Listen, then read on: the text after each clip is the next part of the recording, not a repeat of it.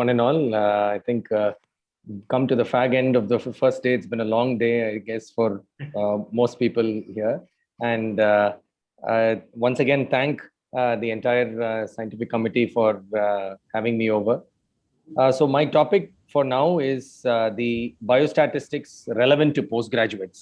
And this is a presentation which I think I first prepared about 10 years back, and it has helped me ever since whenever I'm writing a paper or even reading a paper. And though 6 minutes is very short to go through biostatistics, I'll try to do my best and try to bring out the salient aspects at least. So couple of slides regarding the methods. So one is first and foremost, when you're starting to perform either a PG thesis or any study, you should have a very well stated hypothesis, which should be specific, precise. You should have a clear endpoint. Your primary and secondary endpoints or primary, secondary measures should be very well defined. The second thing that we must do is to look at the study population. Again, it's extremely important that you clearly demarcate the study population, have well-defined inclusion and exclusion criteria even before you start thinking about conducting the study. The third is sample size and statistical power. I'll try to briefly deal through sample size and statistical power. The reason I'm bringing this point is very often we end up performing a study and then take the results to the statistician and say, please do the statistics for me. It's very important that we involve them right at the inception stage itself, so that, right from the construct of your Excel sheet, your sample size, everything is very well done. And then you conduct the study. This way, your results will not be just a random post hoc analysis, but will actually be concomitant to what you're actually trying to study.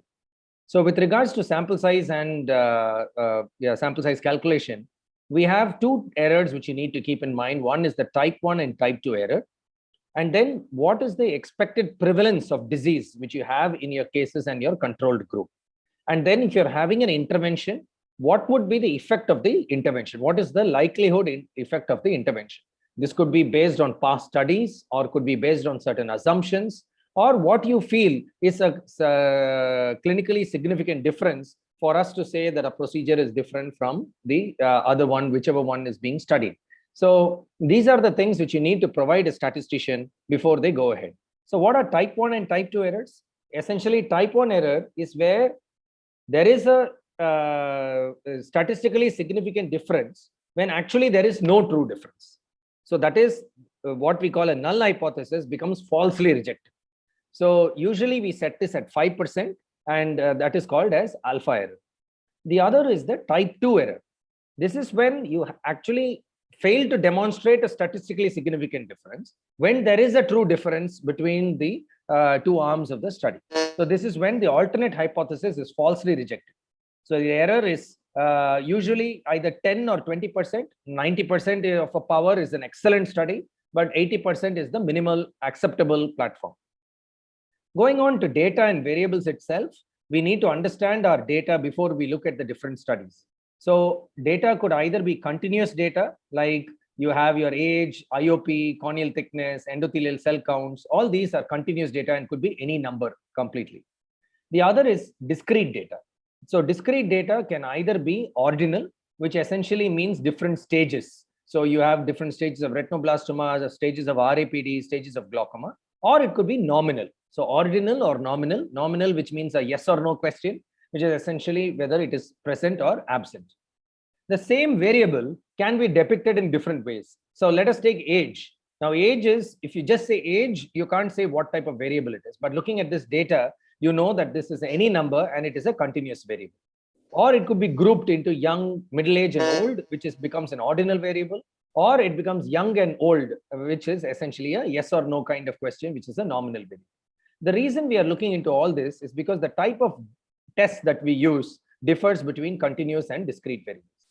The other thing you need to know is whether your data follows a bell curve, which is essentially has a standard normal distribution, which we otherwise call parametric data, or it is a non-normal distribution, which we say a non-parametric data. So essentially, your continuous data itself could either be parametric or could be non-parametric, and then you have discrete data. The reason I say this is now to find out whether your data is parametric or non-parametric, there are certain online platforms where you can just paste your data and it'll tell you. You can have histograms, line diagrams, skew deviations, box plots, or a simple thing. You look at your standard deviation. If it is greater than 1/3 of your mean, that means it is a ideally is likely to be a non-parametric data. You could also use a certain test called Shapiro-Wilk test or Kolmogorov-Smirnov test, which again gives you whether it's parametric or non-parametric. Parametric data, again, like I said, follows normal distribution. They are very sensitive tests. They are more efficient, and they are usually represented by mean and standard deviation. Whereas if you have non-parametric data, which is not normally distributed, which can often be the case when you are doing a study, then you generally depict them as median and interquartile range. So I'll just show you a simple algorithm to answer 5 questions by which you can depict what kind of test is to be used. You're either looking at the aim, which is to either find a difference or a correlation, whether your data is continuous or discrete.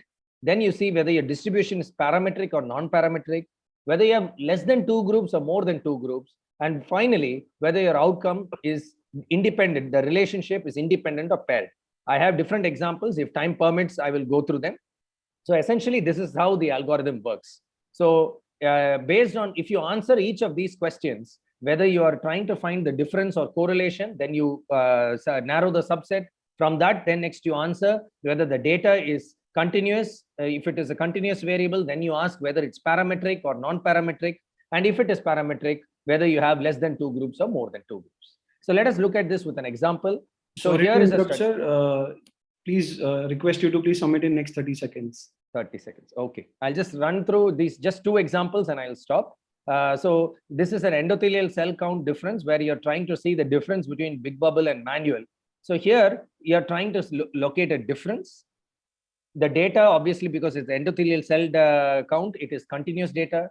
This is parametrically distributed by using the test. And you can also see here that this is the mean, this is the standard deviation, and the standard deviation is well below 1/3 of the mean. It's only 2 groups, and then the relationship is independent of each other.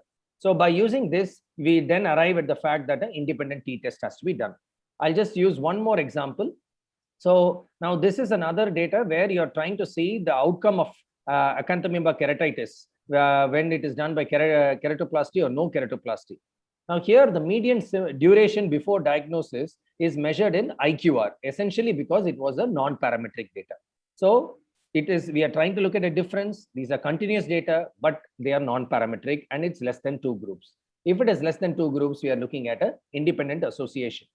Now, if it becomes paired sample, where you're trying to do the same test on a particular group, then you use a paired t-test. If they are more than 2 groups, we use something called ANOVA, or repeated measures ANOVA if they are paired sample.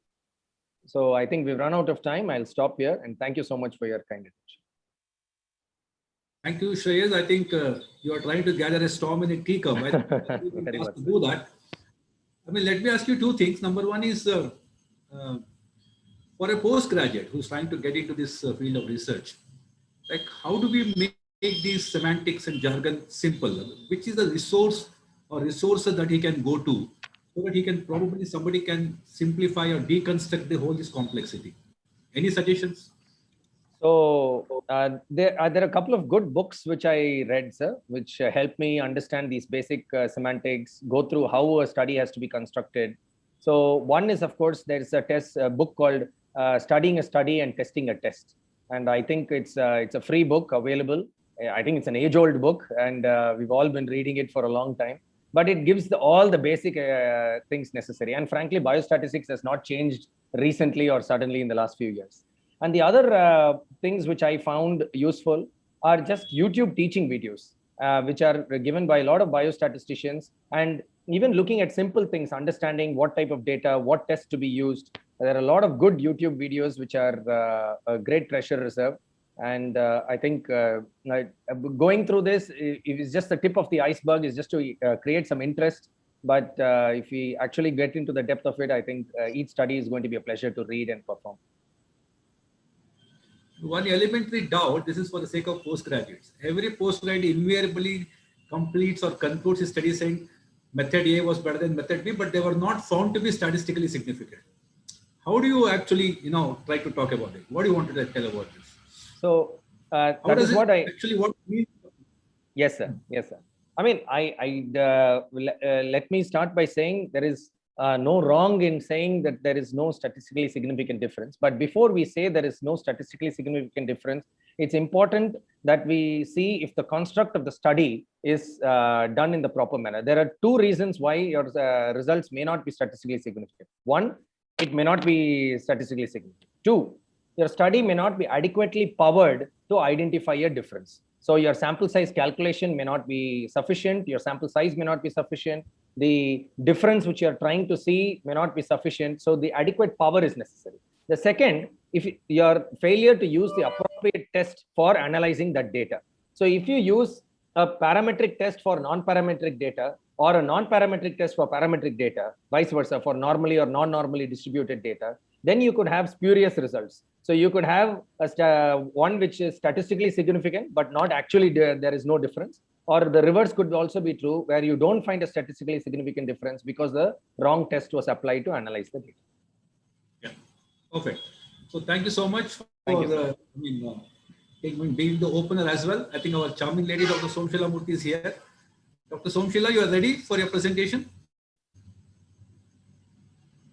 Yes, I'm ready. I just had 1 minute of doubt when I saw all those movie posters in Shreyas's talk, whether I'm in the correct session or not. So I asked them all. It was to scare people out, actually. Some way to retain PG's interest in biostatistics, madam. Otherwise, they will switch off and go. That's true. That's true. You should have just put the movie instead,